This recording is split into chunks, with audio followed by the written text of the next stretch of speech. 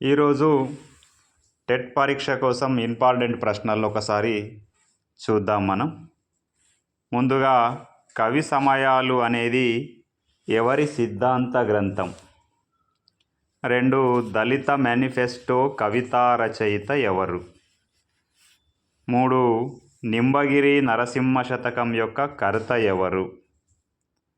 4 వానమామలై వరదాచార్యుల కృతులు అనుశీలన అనే సిద్ధాంత గ్రంథం ఎవరిది?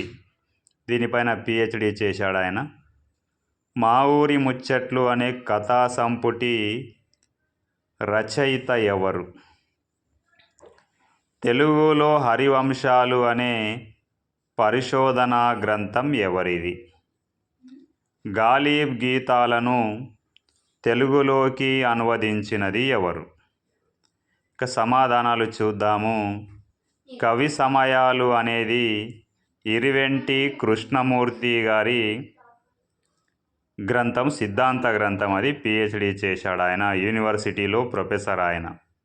దళిత మేనిఫెస్టో కవితా రచయిత సలంద్ర లక్ష్మీనారాయణ. నింబగిరి నరసింహ శతకము అందే వెంకటరాజం గారు. ఇది గుర్తుంచుకోండి, కోడ్స్తో గుర్తుంచుకోవచ్చు. గిరి అని వచ్చింది నింబగిరి, ఇక్కడ వెంకటరాజం అని వచ్చింది.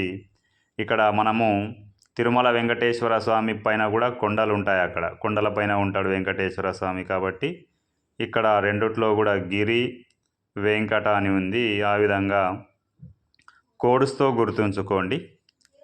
తర్వాత ఇది వానమామలై వరదాచార్యుల కృతులు అనుశీలన అనే సిద్ధాంత గ్రంథం. అది కూడా అందే వెంకటరాజం గారిది. ఇది కూడా గుర్తుంచుకోండి. వాన అని ఉంది, వెంకటరాజం అని ఉంది. తిరుమల కొండల పైన ఎప్పుడు కూడా వర్షం ఎక్కువగా పడుతుంది, వాన అని. ఇక్కడ వెంకటరాజం అంటే తిరుమల వెంకట కొండలని గుర్తుంచుకోండి. మా ఊరి ముచ్చట్లు కథా సంపుటి పాకాల యశోదారెడ్డి. మా ఊరిలో అన్ని పాకలు ఉంటాయి కాబట్టి మా ఊరి పాకలు అని గుర్తుంచుకోండి. తెలుగులో హరివంశాలు ఇది కూడా పాకాల యశోదారెడ్డి. అది ఇక్కడ యశోద అనేది శ్రీకృష్ణుడి వాళ్ళ తల్లి పేరు.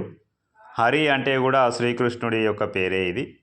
కాబట్టి హరి యశోద అని కోడ్స్తో గుర్తుంచుకోండి, కోడింగ్తో గుర్తుంచుకోండి. గాలిబ్ గీతాలను తెలుగులోకి అనువదించినది దాశరథి కృష్ణమాచార్యుల గారు.